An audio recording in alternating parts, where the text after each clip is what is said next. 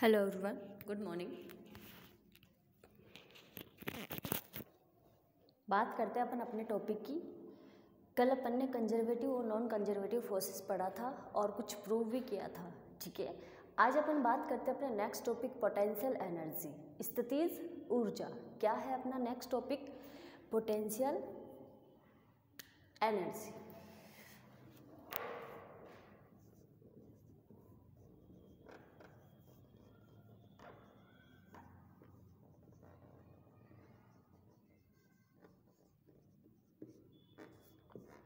हाँ जी, किसको कहते हैं पोटेंशियल एनर्जी?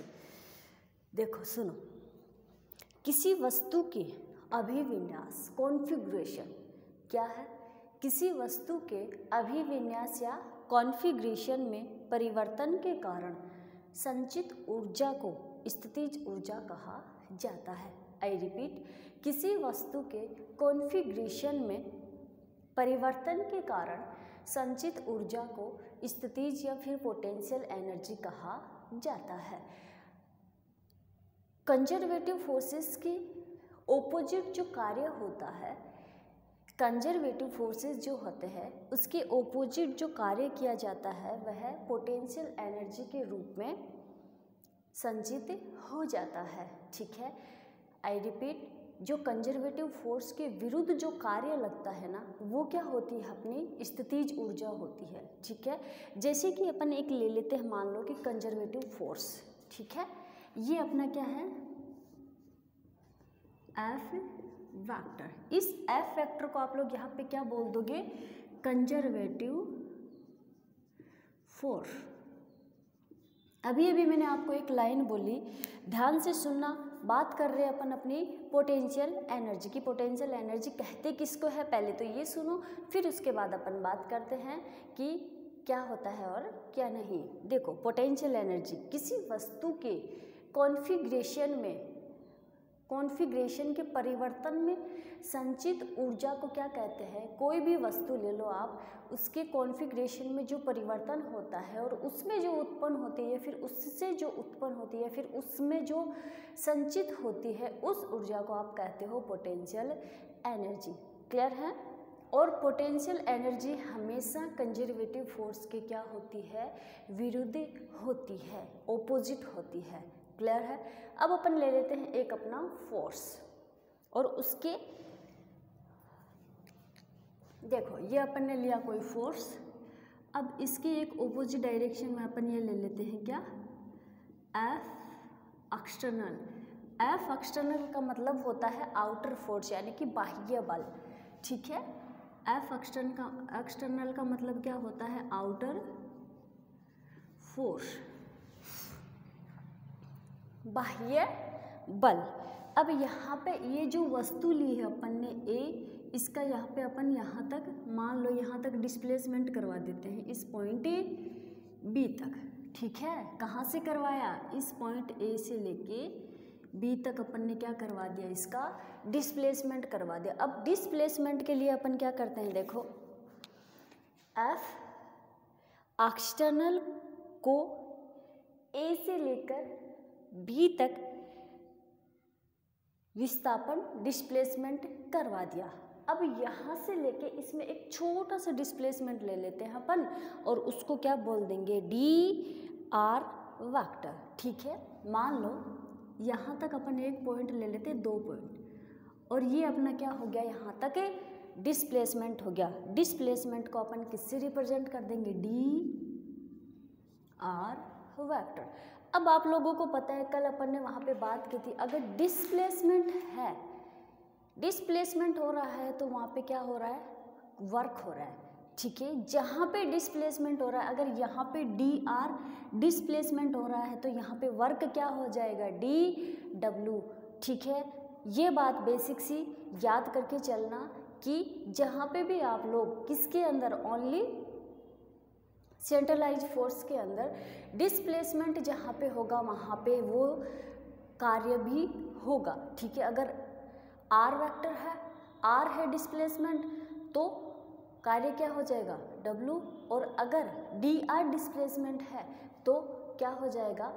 वो अपन अकॉर्डिंग टू कंडीशन के देखेंगे, ठीक है। डिस्प्लेसमेंट डी आर वेक्टर होता है, पर कार्य अपन देखेंगे कि वहाँ पे डब्ल्यू रहेगा या फिर डी डब्ल्यू रहेगा। क्लियर है यहाँ तक? चलो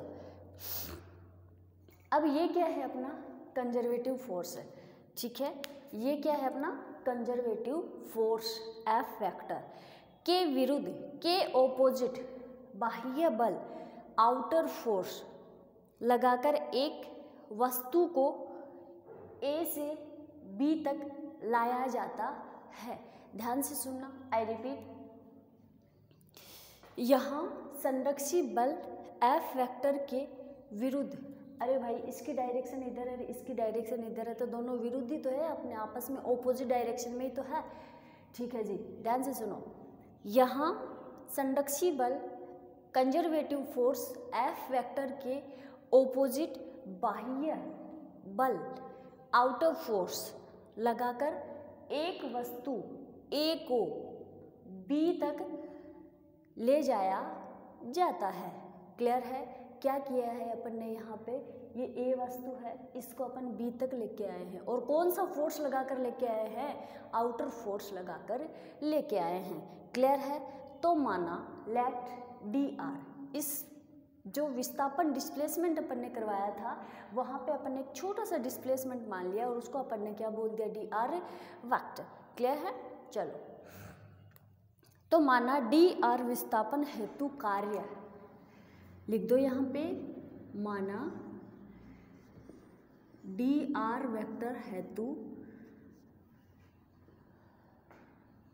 कार्य क्या हो जाएगा? डी डब्ल्यू होगा, ठीक है। तो डी डब्ल्यू इक्वल कितना हो जाएगा? कितना हो जाएगा D W equal? F external D R. अरे भाई कार्य निकाल रहे हैं, क्या निकाल रहे हो? वर्क निकाल रहे हो, ठीक है। तो क्या हो जाएगा यहाँ पे? एफ एक्सटर्नल डी आर, ठीक है। किसका कार्य निकाल रहे हैं अपन? ओनली ऑन इस वाली वस्तु का, यानी कि ए से लेकर बी तक जो वस्तु जाती है उसका वर्क निकाल रहे हैं अपन। अगर डिस्प्लेसमेंट कौन से फोर्स के ऊपर निकाल रहे हैं? एफ एक्सटर्नल, यानी कि आउटर फोर्स के ऊपर। डिस्प्लेसमेंट क्या हो जाएगा? डी आर, और यहाँ तक ए से बी तक जाने में कार्य क्या हो जाएगा? D W. तो डी डब्ल्यू इक्वल क्या हो जाएगा? Force into displacement. कार्य क्या होता है? विस्थापन इंटू फोर्स, बल। अरे भाई कार्य आप ये निकालते हो, इसका फॉर्मूला क्या होता है?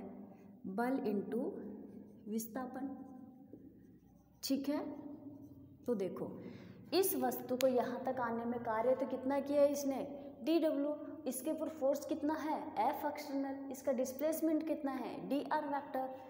तो बस यही तो लिखा है। अब एक चीज और देखो, ये एफ एक्सटर्नल, ठीक है, चूंकि एफ एक्सटर्नल ये जो है ये इसको ऑपोजिट में है कि नहीं है? है। तो इसको क्या लिख दोगे? माइनस एफ वेक्टर लिखोगे, दोनों ऑपोजिट में है, तो ये इसके ऑपोजिट में है, तो इसको अपन ने क्या लिख दिया? Minus F vector. अब क्या कर लोगे? यहाँ एफ एक्सटर्नल और एफ वेक्टर के विपरीत दिशा में है, तो एफ जो है, तो ये वाला जो है किसी एक बिंदु पर आकर रुक जाते हैं, ठीक है। मानो कि ये है ना, जो ये किसी एक बिंदु पर आकर रुक जाएगा, इसको अपन ने बढ़ा के बी पर किया, अगर ये बढ़ के रहेगा ये भी कहाँ रुक जाएगा? इस पॉइंट बी के ऊपर आकर रुक जाएगा। अगर ये बी पॉइंट पर रुकेगा, इसकी डिस्टेंस और इसकी डिस्टेंस सेम होगी कि नहीं होगी? सेम होगी। तो क्या अपन इसको ऐसे लिख सकते हैं? ये F vector equal F external. ध्यान से सुनना, देखो ये जो ए वेक्टर है, एफ एक्सटर्नल फोर्स है, ये यहाँ से अपन ने इसको विस्थापित किया, डिस्प्लेसमेंट किया, तो ये पॉइंट बी पर आकर रुक गया। अब अगर ये फोर्स भी यहाँ से गति करता हुआ आएगा तो इस पॉइंट बी के ऊपर ही तो रुकेगा आके, इस पॉइंट बी के ऊपर ही रुकेगा, इससे आगे नहीं जाएगा। तो फिर यहाँ से लेके इसकी डिस्टेंस और यहाँ से लेके इसकी डिस्टेंस, या फिर दोनों एक ही पॉइंट पर आकर रुकेंगे, तो क्या ये दोनों इक्वल होंगे कि नहीं होंगे? होंगे। तो क्या अपन इसको ऐसे लिख सकते हैं, ये वाला कर दिया। चलो अब ये वाली वैल्यू यहाँ पे पुट कर दो, तो D W equal minus F vector D R vector. ठीक है जी। अब क्या किया है अपन ने, ए से बी तक जाने में कुल कार्य, ठीक है। अब अपन क्या ज्ञात करेंगे, कुल कार्य ज्ञात करेंगे। और कुल कार्य कैसे ज्ञात करते हैं आप लोगों को पता है, किसी चीज़ का कुल निकालते, टोटल निकालते तो कैसे निकालते, इंटीग्रेशन करके निकालते, बिल्कुल निकालते हैं। तो क्या बोलेंगे, ए से बी तक जाने में किया गया कुल कार्य, तो डी डब्ल्यू तो क्या हो जाएगा, डब्ल्यू हो जाएगा। जब भी आप लोग किसी का टोटल निकालो तो वो क्या करोगे, वहाँ पे उसका इंटीग्रेशन करोगे, ठीक है। तो देखो इसका इंटीग्रेशन करोगे तो तब क्या आ जाएगा, पर ये भी कंडीशन भी देखो कि ये वस्तु कहाँ से कहाँ तक गति कर रही है, ए से लेके बी तक गति कर रही है। तो अपन इसको कैसे लिखेंगे, देखो ए से बी तक जाने में किया गया कुल कार्य, टोटल वर्क निकाल रहे हैं। तो टोटल निकालोगे तो इसका क्या कर दोगे, इंटीग्रेशन कर दोगे, ठीक है। तो W minus F vector dot D R. अब इंटीग्रेशन की लिमिट कहाँ से कहाँ तक रखोगे, पता है कि वस्तु कहाँ से कहाँ तक जा रही है, ए से बी तक जा रही है, तो इंटीग्रेशन की लिमिट क्या रख दोगे यहाँ पे, ए से बी तक। ये तो अपन ने क्या किया, फोर्स का टोटल वर्क निकाल लिया, ठीक है। अब अपना टॉपिक क्या है, पोटेंशियल एनर्जी, यानी कि स्थितिज ऊर्जा है। तो देखो ये जो कार्य है, ये जो वर्क है, ये पोटेंशियल एनर्जी के परिवर्तन के तुल्य है, ठीक है।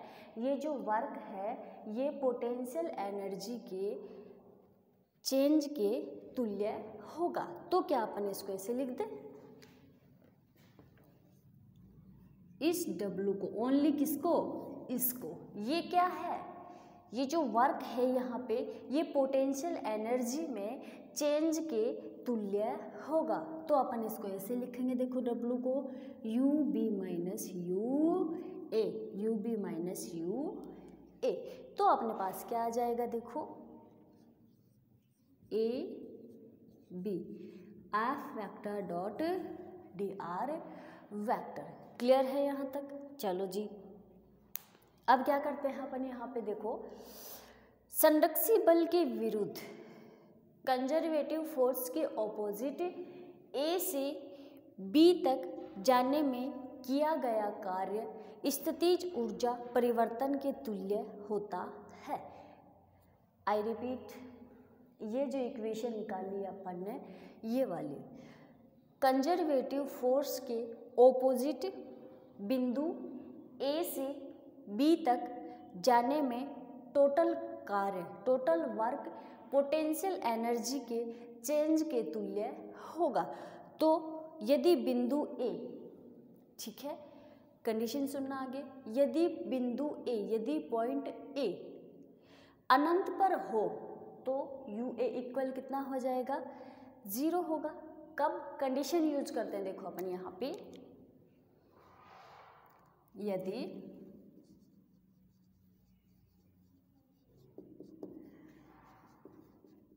इफ पॉइंट ए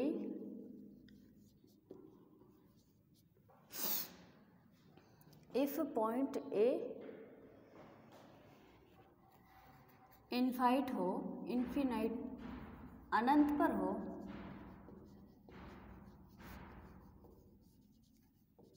तो यू ए इक्वल कितना हो जाएगा, 0 होगा, ठीक है। यदि पॉइंट ए इनफाइनाइट हो तो यू ए इक्वल क्या हो जाएगा, 0 होगा। अगर यू ए इक्वल 0 हो गया तो अपने पास क्या बचा, ये यू बी माइनस 0 ए से लेके बी तक F vector dot D are vector. Clear है? चलो जी, अब क्या कर दोगे इसको, देखो किसी वस्तु को अनंत से, ठीक है, हाँ जी, ए तो अनंत हो गया ना यहाँ पे, ये लो, ठीक है ठीक है ठीक है, इसको भी हटा दो, कोई दिक्कत नहीं, सीधा लिख दो। क्लियर है? ये वाली इक्वेशन समझ में आई। अब देखो क्या करोगे आप लोग, तो यू बी इक्वल कितना आ गया, minus infinity to beta of dot D R. अब सुनना, यही अपनी क्या है, पोटेंशियल एनर्जी है। क्लियर है? चलो, किसी वस्तु को अनंत से संरक्षी बल के विरुद्ध, किसी वस्तु को इनफाइनाइट से कंजर्वेटिव फोर्स के ऑपोजिट, किसी पॉइंट तक कंजर्वेटिव फोर्स के ऑपोजिट लाने में किया गया जो वर्क होता है वो उस बिंदु के, इस बिंदु के स्थितिज ऊर्जा के तुल्य होता है। लास्ट में रिजल्ट क्या निकला, ए से बी तक जो चीज़ विस्थापित होती है, जो वस्तु विस्थापित डिस्प्लेसमेंट होकर जाती है, फोर्स वो वाला कंजर्वेटिव फोर्स भी इसी पॉइंट पर आके रुकेगा। तो मेन चीज़ कौन सी हुई, बी हुई। अब इसको अपन ने क्या किया, एक कंडीशन अपन को बनानी पड़ेगी कि या तो ए को 0 कर दो या फिर बी को। बी को तो अपन 0 नहीं कर सकते क्योंकि दोनों फोर्स वहाँ पे आके मिल रहे हैं, तो अपने को ए को 0 करना पड़ेगा, जो कंडीशन अपन ने ऊपर लिख रखी है। तो लास्ट में क्या होगा, देखो, किसी वस्तु को इनफाइनाइट से कंजर्वेटिव फोर्स के ऑपोजिट लाने में किया गया कार्य इस बिंदु की पोटेंशियल एनर्जी के इक्विवेलेंट होगा। क्लियर है यहाँ तक? यही अपनी क्या थी, पोटेंशियल एनर्जी थी। आ जाओ जी, अब बात कर लेते हैं अपन इस पोटेंशियल एनर्जी के बेस पे 3 क्वेश्चन आते हैं आप लोगों के, जो काफ़ी बार पूछ लिए जाते हैं। इस पोटेंशियल एनर्जी के बेस पर आप लोगों के 3 क्वेश्चन आते हैं जो काफ़ी बार पूछ लिए जाते हैं। अब अपन बात करते हैं उन क्वेश्चंस की।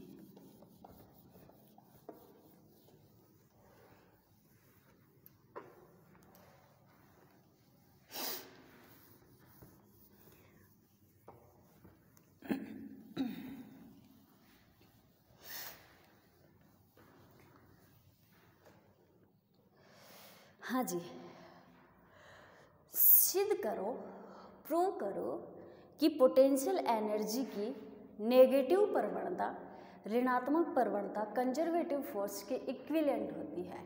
ठीक है, अपने को प्रूव क्या करना है, देखो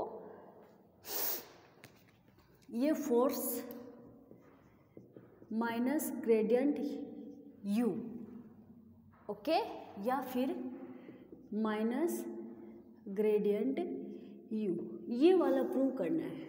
ठीक है, F vector equal minus del U, ये लेके आना है अपने को।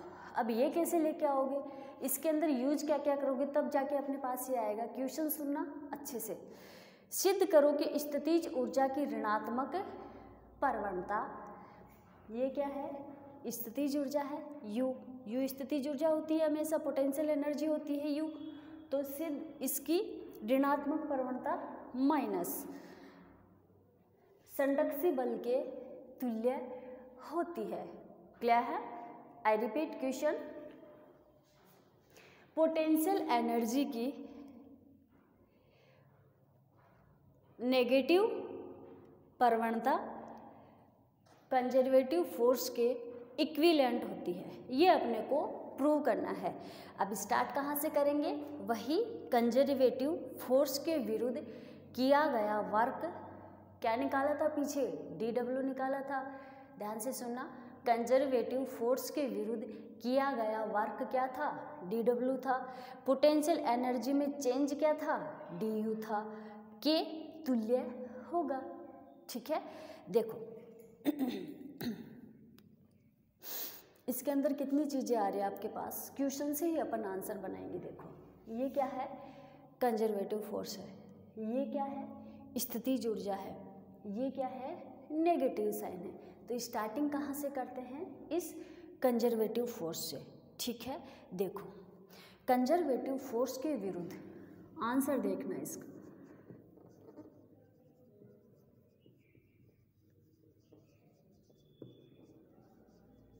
कंजर्वेटिव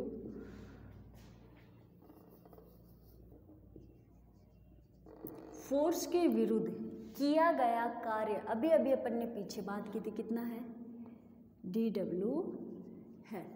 ठीक है, ये क्या है, इस कंजर्वेटिव फोर्स के जो ऑपोजिट में अभी अपन ने वर्क किया था वो कितना निकाला था, कितना किया था, dW किया था।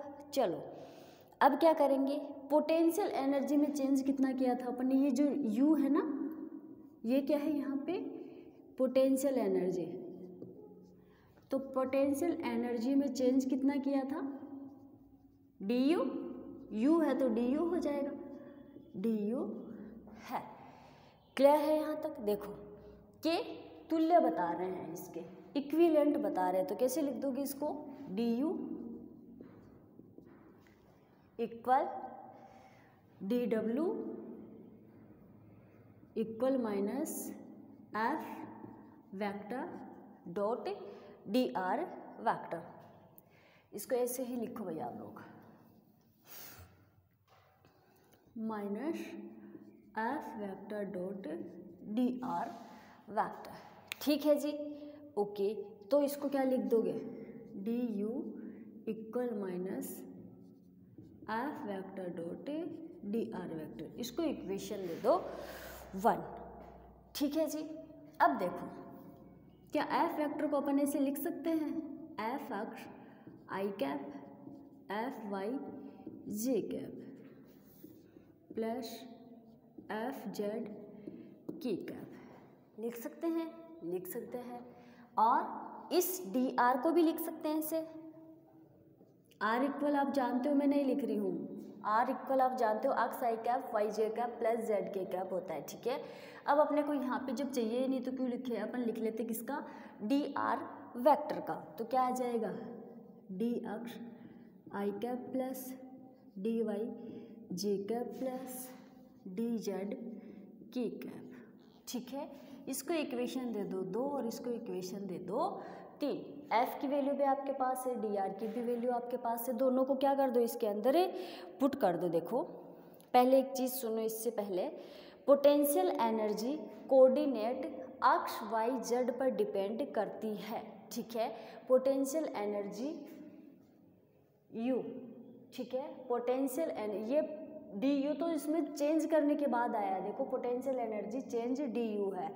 ठीक है, अपन चेंज नहीं कर रहे हैं, अपन क्या बोल रहे हैं, लाइन पोटेंशियल एनर्जी कोऑर्डिनेट अक्ष y पर डिपेंड करती है। तो ये क्या है, पोटेंशियल एनर्जी अक्ष y z पर डिपेंड करती है। ये क्या हो गया, इसका फंक्शन हो गया अक्ष y z का। क्लियर है।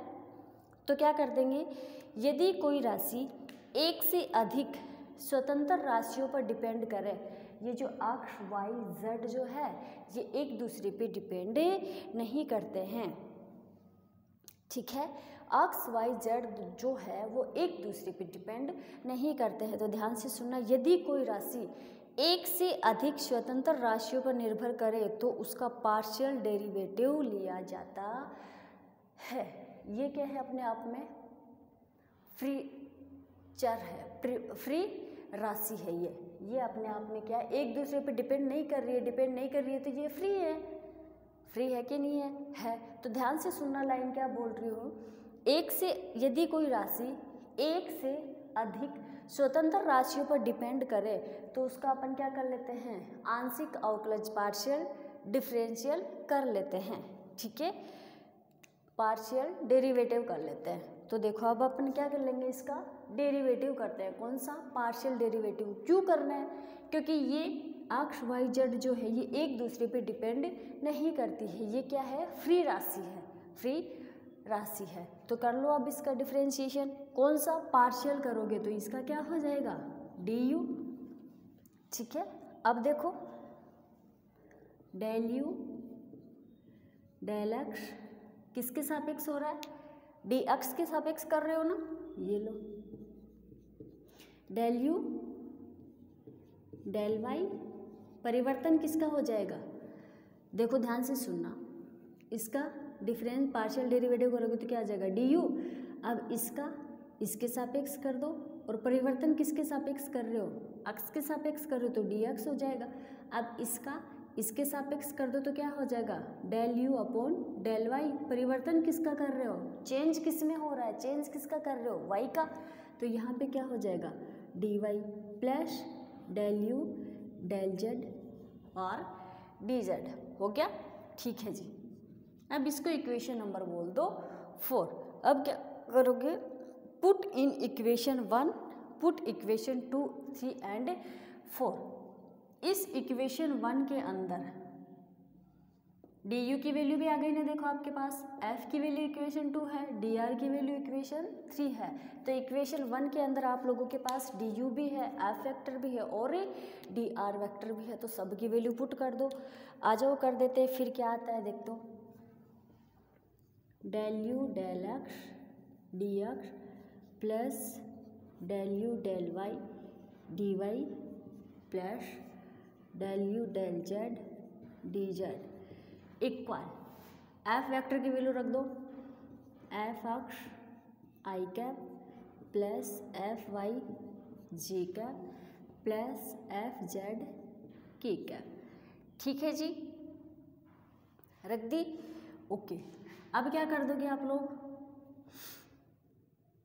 डॉट डी आर की वैल्यू रख दो, क्या है D x I cap plus D Y J cap plus D Z की कैप। अब क्या करते हैं अपन, देखो इनमें से एक्स एक्स के जो कोऑर्डिनेट है उनको अपन एक साथ ले आते हैं। ठीक है, क्या कर लोगे, देखो इसको तो यूं का यूं लिख दो, del U del X D X plus del U del Y D Y plus del U del Z D Z equal. अब इसमें जो अक्ष अक्ष के जो कोऑर्डिनेट हैं, अक्ष अक्ष के जो गुणांक है उनको अपन एक साथ ले आते हैं, या फिर आई कैप के गुणांक को एक साथ ले आओ तो क्या आ जाएगा अपने पास, देखो minus F X D X हो जाएगा।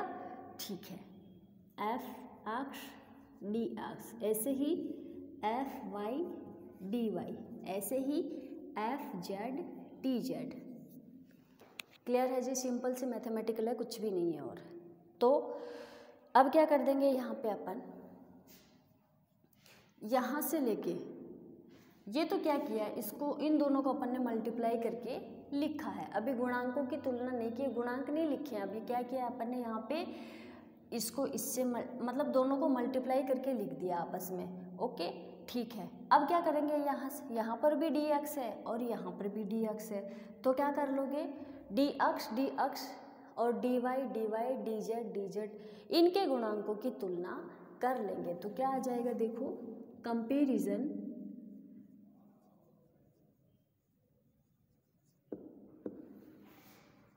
D X D Y D Z करते हैं। इसमें डी एक्स और इसमें डी एक्स, क्या लिख दोगे इसको, वहाँ पे क्या है डेल यू डेल एक्स और यहाँ पे क्या है एफ एक्स, तो इसको कैसे लिख दोगे, माइनस एफ एक्स के इक्वल में क्या आ जाएगा, वो वाला, तो del U upon del X. Clear है, चलो अब क्या आ जाएगा आप लोगों के पास, देखो एफ एक्स इक्वल, इस माइनस को इधर ले आओ, del U upon del X. Okay, इसी तरीके से अपन एफ वाई का लिख देते हैं सीधा ही, minus del U del Y. इसी तरीके से एफ जेड का लिख देते हैं, minus del U del Z. Clear है यहाँ तक।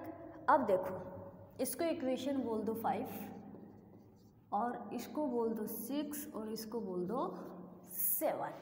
अब क्या करेंगे, इक्वेशन 2, इस इक्वेशन 2 के अंदर अपन 5, 6, 7 को पुट कर देंगे। ठीक है, इक्वेशन 2 के अंदर 5, 6 और 7 को पुट कर देते, फिर देखते हैं अपने पास क्या आता है।